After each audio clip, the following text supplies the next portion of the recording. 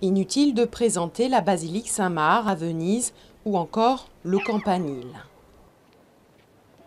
Ce que beaucoup de touristes ignorent en revanche, c'est que de l'autre côté de la célèbre place se cache un palais extraordinaire situé dans une des ailes du musée Correr.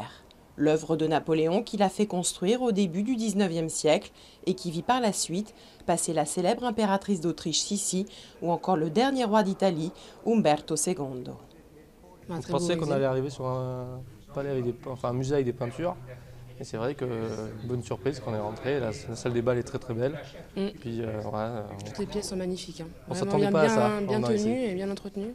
Mais ça n'a pas toujours été ainsi. Si ce palais a pu ouvrir pour la première fois au grand public cet été, c'est grâce au Comité français pour la sauvegarde de Venise qui en a financé la rénovation après un siècle quasiment d'abandon.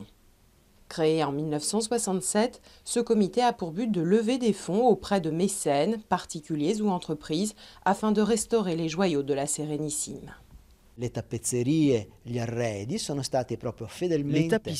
les meubles ont été reproduits fidèlement à partir d'inventaires anciens et des écrits et de tous ceux qui étaient restés dans ces appartements. Au total, 9 pièces sur les 17 que compte le palais ont été restaurées pour un montant total de 2,5 millions d'euros. Le comité s'est concentré dans un premier temps sur les pièces de réception comme la salle de bal et les appartements de l'impératrice. Mais il reste encore toute la partie réservée à l'empereur à rénover. Il va donc falloir trouver de nouveaux mécènes, pas toujours évident en période de crise, même si les résultats spectaculaires de la première tranche des travaux en ont déjà convaincu certains. Le budget de 800 000 euros, nous avons déjà commencé, nous avons trouvé un grand mécène russe qui va adopter le bureau de l'empereur, puis probablement une maison de luxe qui adoptera une deuxième pièce.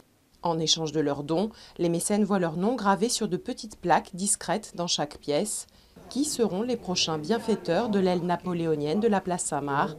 Réponse en mai 2013, date à laquelle le comité espère inaugurer 2 ou 3 nouvelles pièces. Nous voulons, c'est faire revivre